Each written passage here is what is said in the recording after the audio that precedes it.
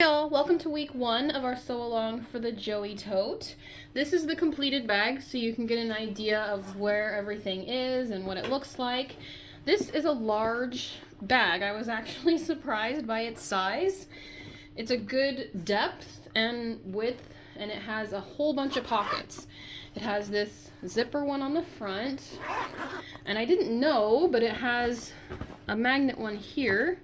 I couldn't tell that by looking at the picture until I was actually sewing it. And then inside, we have another double slip pocket and then another zip pocket. So it really has a lot of pockets and it's super roomy. You can see down in there. So you could definitely put all your things for a beach day or pack a lunch for a family. I've used waterproof canvas on the inside so it makes it easy to clean. So I hope you're ready to make this bag. I did want to mention a few things when you're cutting. The vinyl, it gets a little bit thick, so right here, if you're using vinyl for your handles, you get to 4 layers plus your cotton on this seam. So if your machine doesn't handle vinyl well, be careful about doing vinyl for your handles. And especially the bottom. So right here on this seam, you get to 8 layers of vinyl. And so you really need to be careful and know the limits of your machine if you do vinyl for the bottom. So make sure when you're cutting, you make those choices appropriately so that your machine can handle the bag making process. The pattern calls, I think it calls for vinyl on the handle, but I've gone ahead and done the cotton interfaced with PixieFuse Heavy, which is this interfacing here. I've shown it in a couple of other videos, but it's the PixieFuse Heavy from Royal Pixie Custom Fabric, and it makes these nice handles that are rather sturdy and leather-like on their own. One other note about this is I did switch these out to rectangle rings. It calls for D-rings and a swivel clip here, but I don't really take my handles off, so I decided just to go for rectangle rings here. So that's a couple of the changes. I think on the next one that I'll make, I'll go ahead and add another slip pocket to the other side just to have another pocket in the bag itself. So I'll just duplicate that.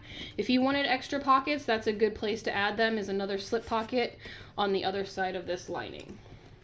Okay, so let me go through a few of the things you'll need. Obviously you'll need fabric. I've chosen this butterfly steampunk from the Royal Pixie Custom Fabric steampunk round that's open June 1st through June 15th.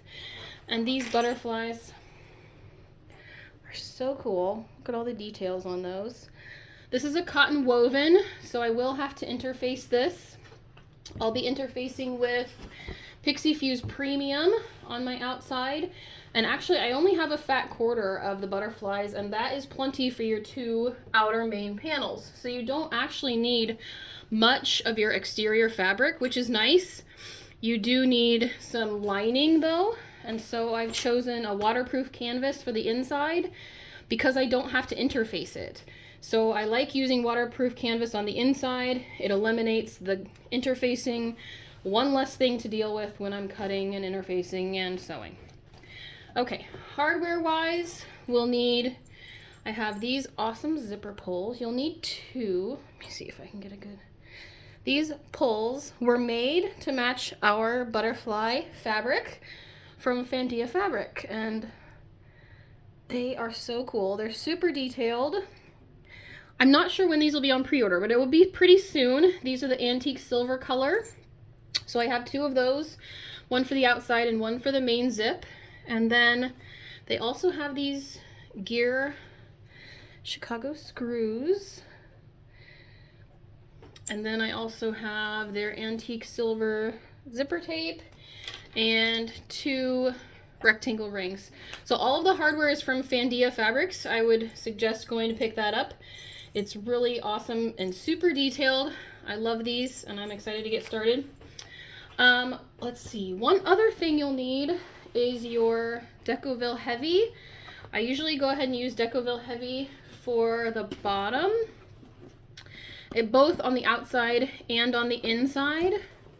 And then you'll also have a couple of pieces that you'll add behind the handle and on this part of your zipper accent. So the pattern calls this, where I've used the vinyl, it calls it the exterior contrast, just so you know what you're looking for, that you know what to cut there. For the exterior contrast is where I've used my vinyl. Okay, and one last thing is to make sure that you cut out all of these items on your cut list. There are quite a few, so what I usually do is make these tabs that has the name of the item and the dimensions and then what to cut from it, and then I don't lose the pieces. So this one has quite a few pieces, not to intimidate you, but it really does have quite a few pieces, and the more you can cut down on losing things or having to recut things, the better. So it's good to have a system, and that has helped me. One thing I did want to mention is we have a piece here that is the bottom panel stabilizer. So it's this one that you'll cut from your Decoville Heavy, and you'll be putting that on your bottom panel.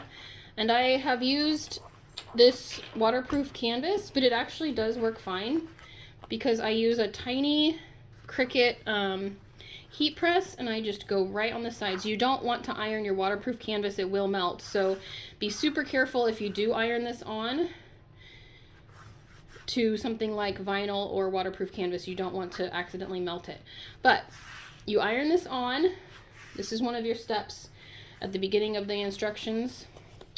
And then you'll trim your corners, all 4 corners, and then you'll fold them over like that. So you'll fold over all of your sides after you've trimmed your corners.